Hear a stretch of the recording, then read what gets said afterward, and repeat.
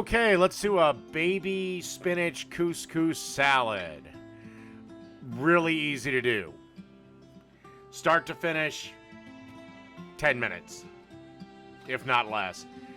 Basically, what I have here is 2 cups of water and a cup of couscous.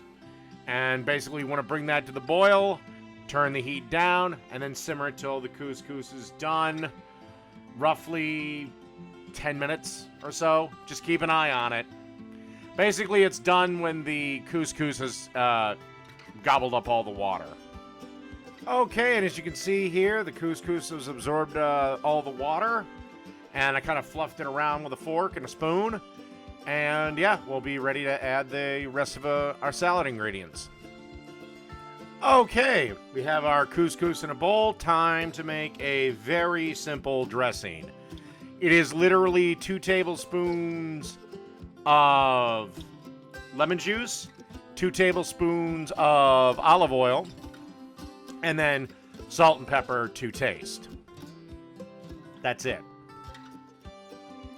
Okay, and then after that, it's time to add the other ingredients. What I have here is about a half a cup of cut cherry tomatoes.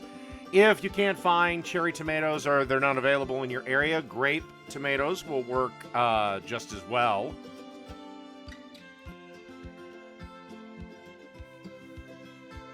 Then you want to add about a third of a cup of diced red onion.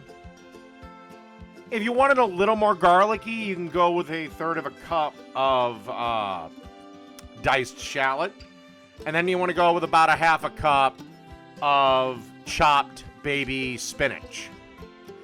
Then just stir all the ingredients around, and that's it. Spinach couscous salad. Done. And for the second time in my life, I've actually made a vegan dish. Progress is slow.